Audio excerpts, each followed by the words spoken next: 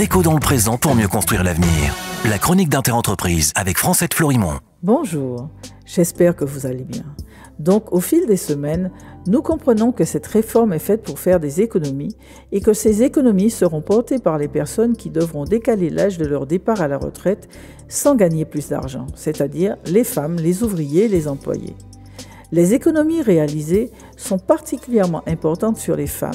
Elles supporteront 60% de l'économie de la réforme puisqu'elles devront travailler 2 ans de plus et que la prise en considération des congés parentaux n'est pas véritablement valorisée. En fait, à la retraite, les discriminations que les femmes auront vécues pendant toute leur vie professionnelle seront renforcées.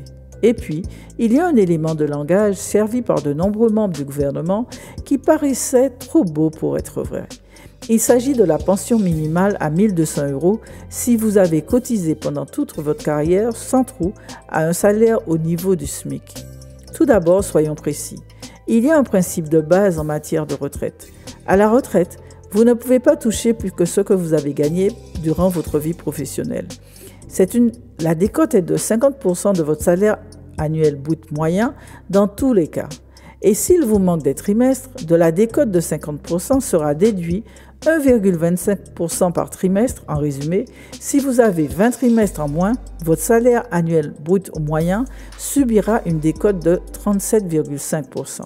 C'est le premier principe de base. Ensuite, dans la réforme, il n'est écrit nulle part qu'il y aura une retraite garantie à 1 200 €. Il est seulement écrit qu'il y aura une revalorisation des petites retraites à 100 € bruts. Dans la réalité, la somme perçue se situe entre 30 et 50 € en fonction de votre situation. Si le montant de votre retraite est à 1 100 €, vous allez peut-être atteindre les 1 200 €. Mais pour toutes les petites retraites, ce ne sera pas le cas. L'augmentation sera en moyenne d'une trentaine d'euros pour les nouveaux retraités et de 50 € pour ceux qui sont déjà à la retraite.